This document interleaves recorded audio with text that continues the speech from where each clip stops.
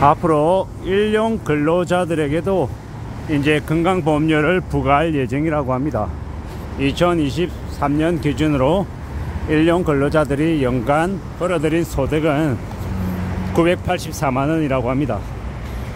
그러다 보니까 이제 일용 근로자들의 소득에 대해서도 이제 건강보험료를 부과해서 부족한 건보료를 메우겠다라는 게 이제 당국의 의도입니다.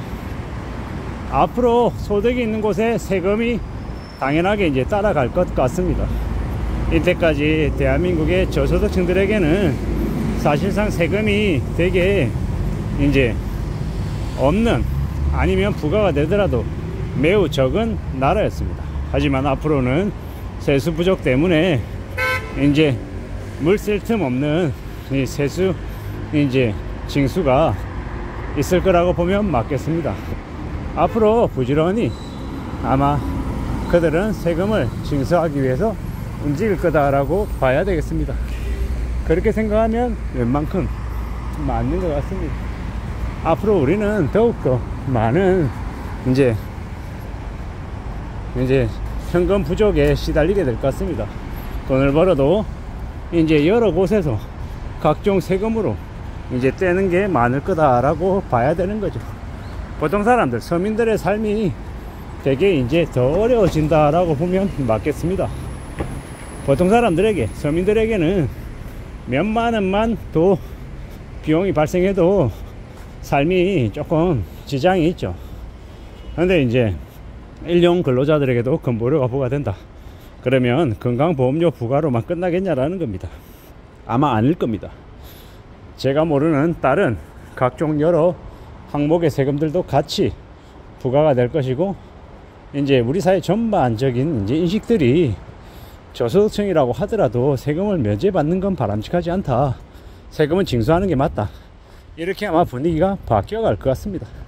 그런 분위기의 한 예가 저 일용 근로자들에 대한 건강보험료 부과일 거라고 생각합니다.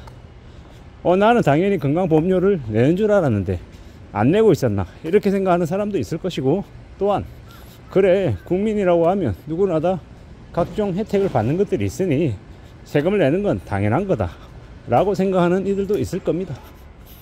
근데 이제 제가 보는 이제 시각에서는 뭐 여러 가지 의견들이 고려되는 것도 맞겠지만, 결국은 이 냉정하게는 이제 세수가 부족하니까, 돈 모자라니까 돈 메꾸기 위해서 누군가에게 부담을 지운다라는 거, 그게 조금 이제 신경을 써야 될 부분들이 아니겠나라는 겁니다.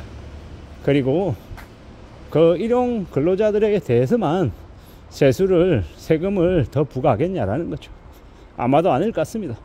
각종 이제 범칙금들, 그러니까 신호위반, 뭐 쓰레기 버리는 것, 뭐 여러 가지 항목을 들어서 각종 이제 범칙금도 금액이 늘어날 것이고, 나중에는 소득에 비례해서 벌금을 내는 그런 제도들도 아마 한국에도 도입이 되지 않을까라는 생각도 해봅니다.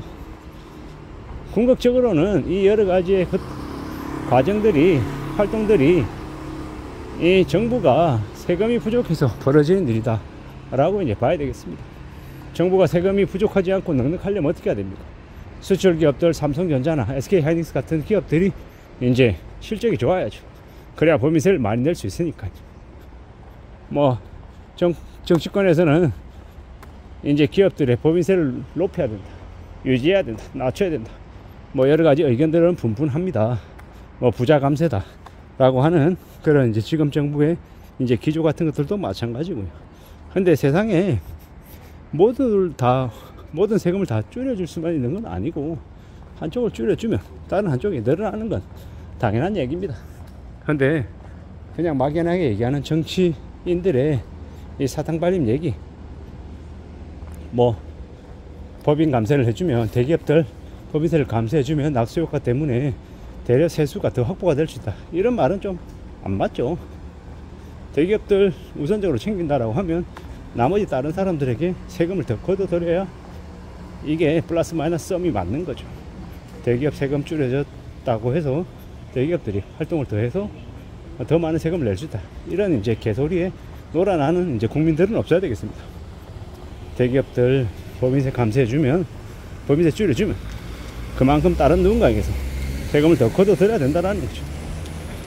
뭐 포퓰리즘이다, 뭐 여러가지 이야기들 많이 하잖아요. 이전 정부에서 이제 세금으로 많은 것들을 좀 했습니다. 뭐 현금성, 뭐 전 국민에게 현금도 주기도 했고요. 근데 그런 것들이 맞다 틀리다 뭐 이런 것들을 얘기하려는 게 아니라 공짜가 없다라는 거죠. 우리가 정부로부터 정부로부터 현금을 100만원 받았다라고 하면 그 100만원에 대한 걸 다른 어딘가에서 끌고 왔기 때문에 줄 수 있는 거다라는 거죠. 그 정책을 맞고 틀리다라고 논의하고 싶은 얘기는 아닙니다. 다만 세상에 공짜 없다라는 걸 이야기하고 싶은 거죠. 그리고 지금 이제 정부는, 지금 당국은 세금이 부족해서 되게 힘들어하는 상황이다라는 거. 이는 정부뿐만 아니라 기업뿐만 아니라 가게뿐만 아니라 이 모든 경제 주체들이 다 지금 쉽지 않은 상황에 놓여 있다라는 걸 이야기하는 겁니다. 그런 상황이기 때문에 개인인 저는, 개인인 우리들은 어떻게 살아야 될지를 조금 고민해 볼 필요가 있겠다라는 겁니다.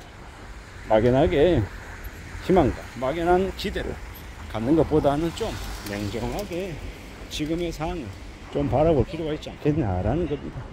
그리고 좀 더 대비 대응도 할 필요가 있겠다라고도 생각을 하고요. 그냥 되는 거 없다라고 생각합니다.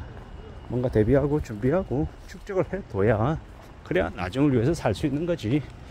아무것도 하지 않고 그냥 나중에 넉넉하게 여유로움을 만끽할 수 있을 거라고 생각하는 건 착각인 거죠. 말이 안 되는 해석입니다. 아무쪼록 우리가 살아가는 이 세상이 쉽지 않기 때문에 좀 더 대비하고 대응해야 되기 때문에 좀 우리네 일상을, 우리네 삶을 잘 설계해야 되겠다 라는 게 제 생각입니다. 살아가는 게 참 안 쉽죠. 언제 어떤 일이 생길지 모르는 그런 불안함도 많고, 이 와중에 이제 건강보험료가 늘어나는 이제 일용직 근로자들의 이야기를 들으며 많은 생각들이 들었습니다. 과연 그들에게 부과하는 걸 끝이 날까, 아니면 다른 여러 계층에 있는 사람들에게 전체적으로 세금이 더 늘어날까? 저는 후자가 될 거라고 봅니다. 이웃나라 일본이 전기세나 가스비나 뭐 주민세나 뭐 자동차세나 여러 가지의 이제 것들이 우리에 비해서는 월등히 높습니다. 그건 뭘 뜻하는 거겠습니까? 나중에 한국도 일본처럼 그렇게, 일본만큼 혹은 일본보다 더 심하게 세금을 많이 걷어들일 수도 있겠구나 라고 생각하면 맞지 않을까 라고 조심스레 추정해 봅니다. 결국 서민들, 보통 사람들의 삶이 더 빡빡해지고 더 어려워질 수 있겠구나 라고 생각해 봤습니다. 이상입니다.